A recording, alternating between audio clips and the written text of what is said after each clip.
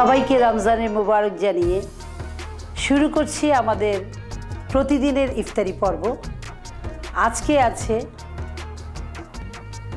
আমড়া শরবত এবং আমের কেক। আমড়াটা এখন বাজারে পাওয়া যাচ্ছে। এটা ভিটামিন সি থেকে শুরু করে এটার মধ্যে পুষ্টি অনেক, আমাদের পুষ্টিবিদ বলবেন। সবচেয়ে বড় কথা হচ্ছে এটি সস্তা একটা ফল এবং খেয়েও খুব আরাম লাগে। চলুন আমরা দেখি এটা কিভাবে তৈরি করা যেতে। স্লাইস করা আমড়া 4টি, লবণ 1 ছিটা, চিনি পরিমাণ মতো, লেমন এসেন্স কয়েক ফোঁটা, বরফ পানি 1 গ্লাস। 4টা আমরা স্লাইস করে নেওয়া হয়েছে ঠিক এইভাবে। এটা একটা শেখার বিষয়। আপনারা যদি মোটা মোটা করে করেন তাহলে ব্লেন্ডারে সুন্দর করে ব্লাইন্ড হবে না, এই জন্য এটা এইভাবে করতে হবে। আমরা চিনি দেব পরিমাণ মতো, এসেন্স দিচ্ছি লেমন এসেন্স কয়েক ফোঁটা, পানি।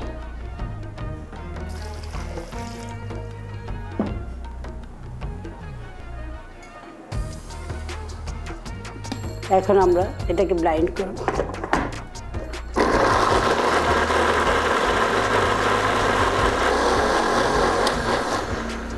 এখন আমরা এটাকে ছেঁকে নেব। এবার আমরা এটাকে গ্লাসে ঢেকে নেব। কিছু বরফ কুচি দিয়ে দেব। তৈরি হয়ে গেল আমড়ার শরবত। এবারে আমি তৈরি করতে যাচ্ছি আমের কেক, যে কেকটি আপনার ছোট শিশু থেকে শুরু করে বৃদ্ধরাও খুব পছন্দ করবে।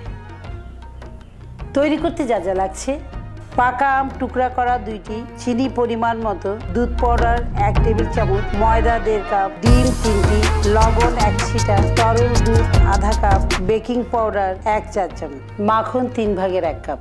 তৈরি করছি আম কেক।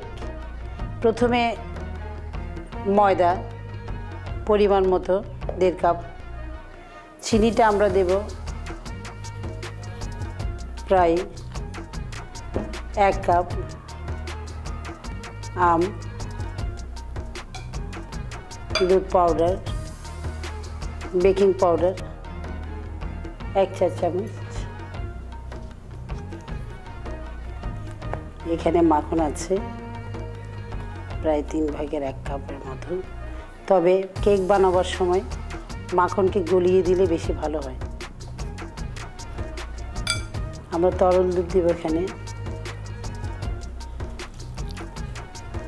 3/1 কাপ।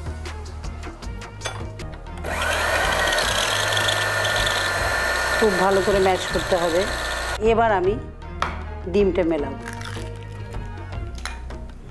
এখানে আরেকটা কথা বলে রাখা প্রয়োজন, ইচ্ছে করলে তরল দুধের সাথে আমটাকে প্রথমে ব্লেন্ডারে ব্লাইন্ড করা যেতে পারে, এরপরেও ময়দার সাথে এভাবে মেশানো যায়। এখন আমি ডিমটা ম্যাশ করছি।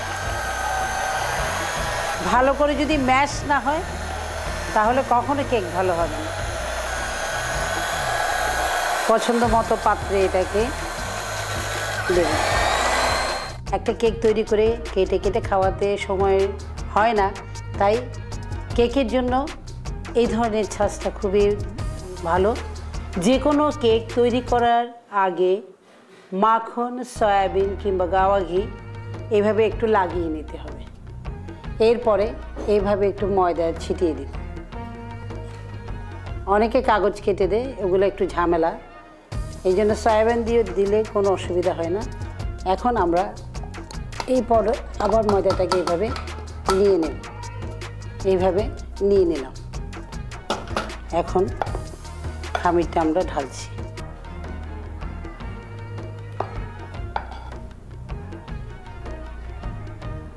সাজানো হয়ে গেল। একটু আমরা পেস্তা বাদাম কুচি দিতে পারি।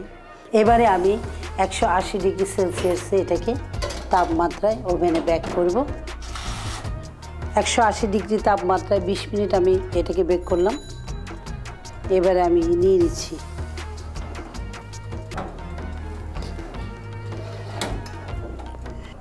তৈরি হয়ে গেল আমার আম কেক। এখন এটাকে আমরা এইভাবে একটু তুলে নিই, এভাবে আমরা সাজিয়ে দেব। আরও একটা সুবিধা হয়, প্রতিজনের প্লেটে একটা করে বসিয়ে দিলেও চলবে। দেখলেন আমড়ার শরবত, আম কেক। আপনি বলুন আমাদের পুষ্টিগুণ এখানে কি কি আছে? একটা হচ্ছে আমড়া, আর একটা হচ্ছে আম কেক। আমরা দেখলাম আমড়ার শরবত। আমড়ার শরবত একেবারে একটা নতুন পানীয়। আমরা তো আমরা হাতের কাছে পাই মৌসুমি ফল, দামে অনেক সস্তা, যে কেউ এটা করে নিতে পারে। এই আমড়ার শরবতে ভিটামিন সি, অফুরন্ত ভিটামিন সি। 100 গ্রাম আমড়াতে আমরা প্রায় 206 মিলিগ্রাম ভিটামিন সি পাবো, যা কমলাতেও নাই। তো আমরা অনায়াসে এই শরবতটি তৈরি করে ভিটামিন সির অভাব পূরণ করতে পারি। আরেকটি দেখেছি আম কেক। আম কেক তৈরি করতে যা দরকার হয়েছে আম, দুধ, ডিম ইত্যাদি সব পুষ্টিকর উপাদানগুলো। তো আমে পাবো ভিটামিন এ, দুধে ক্যালসিয়াম, ডিমে তো প্রোটিন এবং ফ্যাট সব কিছু সংমিশ্রণে তৈরি একটা হাই ক্যালোরির খাবার। তো আমরা যখন এটা সমন্বয় করে দুইটা একসাথে তৈরি করে খেতে পারবো, তখন আমাদের একটা নতুনত্ব, পাশাপাশি পুষ্টিকর অভাব এবং ভিটামিন এ, কার্বোহাইড্রেট, প্রোটিন সব কিছু সমন্বয়, যেটাকে আমরা ব্যালেন্স ফুড বলি সবসময়। তো এই খাবারটি আমরা রোজাদারের জন্য উপযুক্ত একটি পুষ্টিকর খাবার হবে। বিশেষ করে যেসব পরিবারে শিশুরা, তরুণরা আছে, ওরা কেক হিসাবে ফ্রুট খেতে খুব পছন্দ করবে। এমনি ফ্রুট খাওয়াতে ওদের খুব কষ্ট। তাই আশা করছি আপনারা ইফতারে এই ধরনের একটা খাবার সহজে রাখতে পারেন এবং তৈরি করতে পারেন। তো আজকের মতো এখানে বিদায় নিচ্ছি। আল্লাহ হাফেজ।